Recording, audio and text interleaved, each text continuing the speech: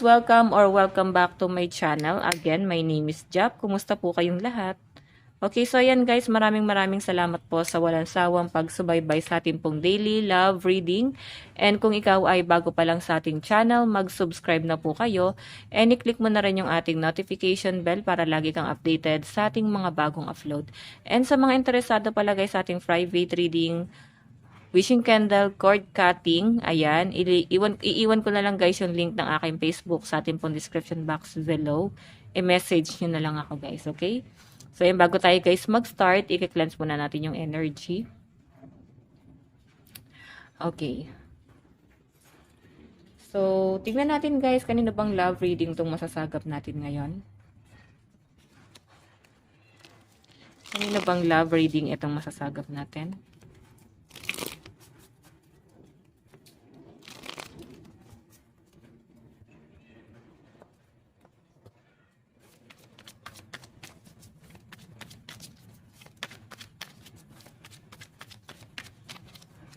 Meron tayong faith.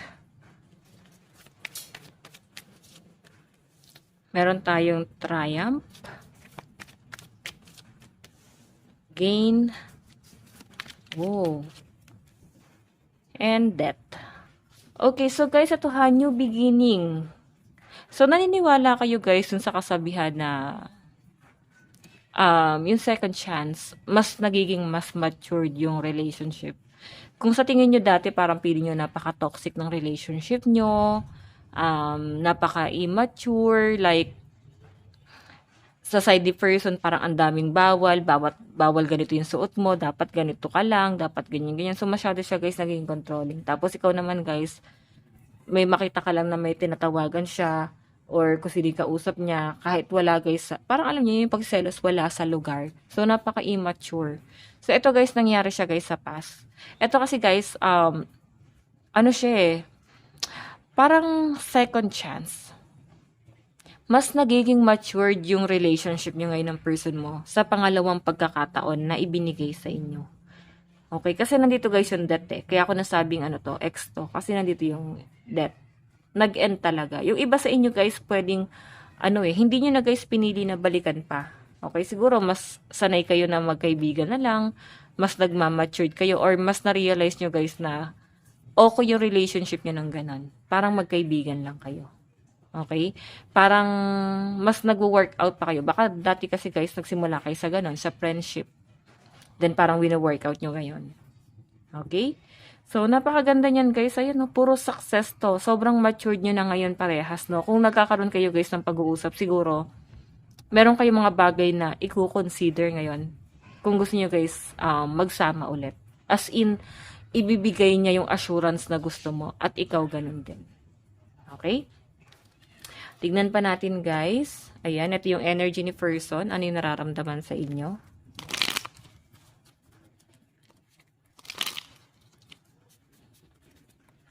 Ano yung nararamdaman?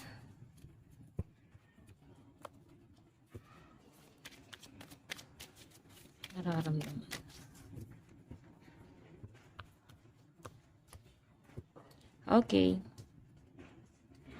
And ano naman yung nararamdaman mo sa person mo?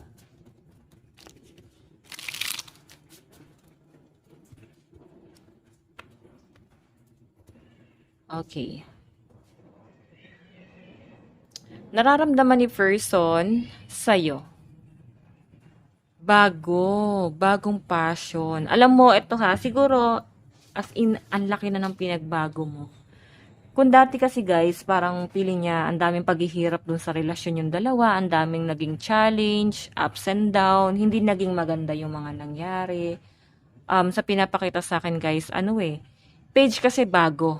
Okay? Nagsisimula pa lang. Ibig sabihin, nandun sa point na akala niya wala na yung love.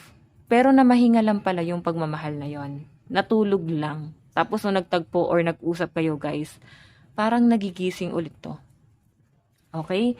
And sa pinapakita rin sa akin guys, pag sinabing page of wands, tapos wands, passionate to. No? Mas nagiging passionate sa yung person mo. I think mas minamahal ka niya ngayon. Yung feelings niya kasi sa inyo guys, nag-e-explore pa to. Okay? Na parang Oh, dati ang daming red flag sa relationship namin. Ngayon talagang as in, ang laki na ng pinagbago. Ganun yung nakikita ko na naiisip niyo ngayon ng person mo. Ano yung tingin niya sa'yo ngayon? The Sun, di ba? Nakikita niya na nahihil na yung inner child mo. Parehas kayo. Sun. So, pag sinabing sun, guys, achievement, nagsishare to, guys, ng energy. Okay? Nakakapagbigay ka ng good vibes sa kanya. And nabibigyan mo rin, guys, ng good vibes sa tong taong to. Okay? Parang nakakapagbigay ka and siya nakakapagbigay din sa inyo.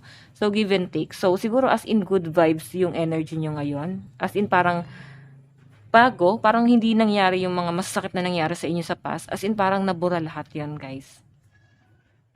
Tignan natin ano naman po yung action ni person. 'Di ba? Habulin ka niya, guys. 8 of Wands, susuyuin ka pa rin. Na dun sa point na pwedeng hindi niya pa guys sasabihin na parang gusto mo ba na bigyan natin ng second chance itong relasyon natin. Hindi pa niya sabihin. Pwedeng aaralin niya pa yan, guys. Pero papunta na rin to doon, guys. Okay, kasi nandiyan yung Ace of Wands. Hahabol to. Hahabol pa rin to at mangungulit pa rin sa inyo, guys. Pipilitin niya pa rin na i-work out itong relationship na to as in. Okay? Tingnan natin, guys, ano naman po yung outcome.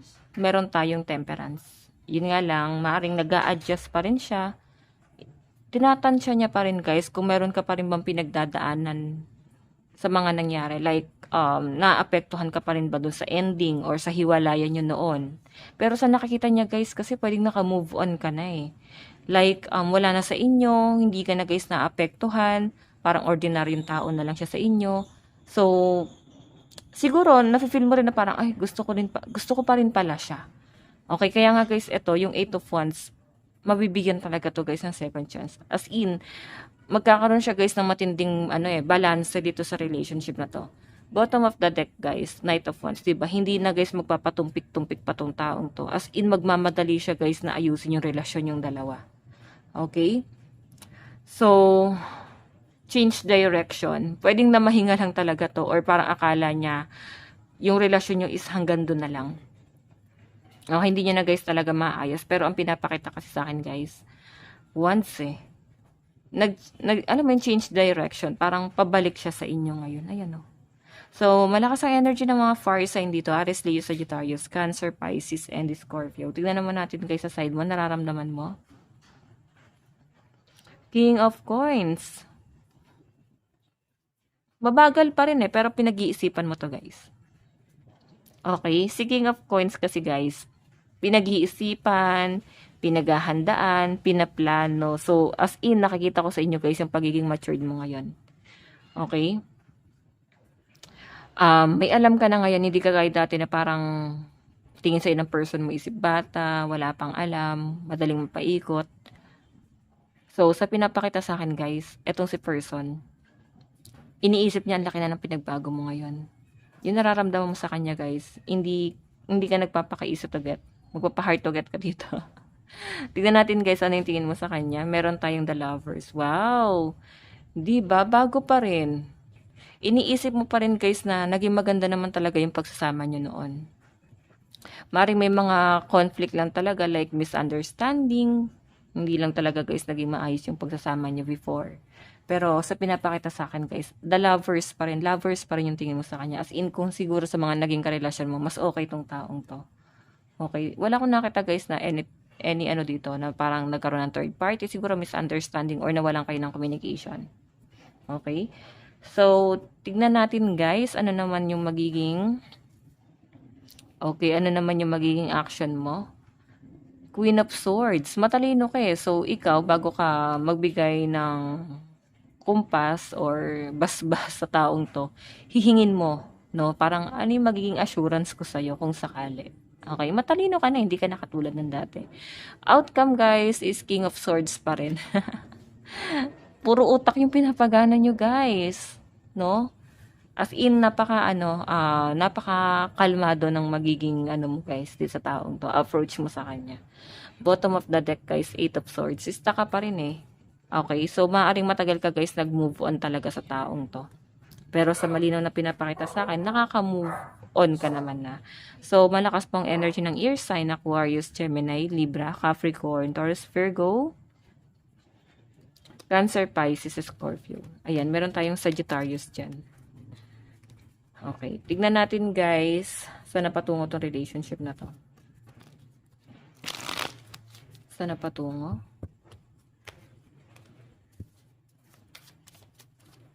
Meron, wow, sa kasalan. Saan patungo? Sa kasalan, guys. Ace of Pentacles eh. Oh. Yun nga lang guys, may mga taong or may tao dito na nagkakaroon ng regret, naghahabol pa rin sa inyo. Dalawang tao yata to. Hindi matanggap na bumalik ka sa ex mo. Mahal na mahal ka nitong taong to. The Emperor, ayan no. Siya yung pa-victim dito. Hindi niya guys kasi kayo inalagaan eh. Pa-victim yung taong to. Ibang tao to guys no. Okay, hindi siya guys naging tapat sa inyo. Yun yung malinaw na pinapakita sa akin. Ngayon parang siguro nalaman nila na nakipaghiwalay ka na or bumalik ka na sa person mo, is dun sila guys mas naging apektado. Advice. Meron tayong connection, di ba? May kakaibang connection kayo ng person mo guys. O, di ba cherish, sabi ko sa inyo kasi papunta to sa kasalan. Ayan o.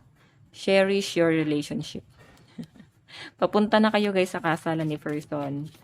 Meron tayong sign. So, ayan, kung doubt ka pa rin, manghingi ka raw guys ng sign. Kung siya na ba talaga. Kung aayusin mo pa yung relationship mo sa taong to. Tignan natin guys, ano naman po yung mensahe sa'yo. Meron tayong, you were the best thing in my life. Diba? Nagsisisi tong taong to, bakit sinayang niya yung panahon na hindi kayo magkasama. Pero siguro guys, okay na rin talaga na magkaroon ng hiwalayan sa inyo ng person mo kasi ginising kayo. Or nagkaroon ng hiwalayan para ma-realize nyo both side, no? Kung ano yung halaga ng bawat isa.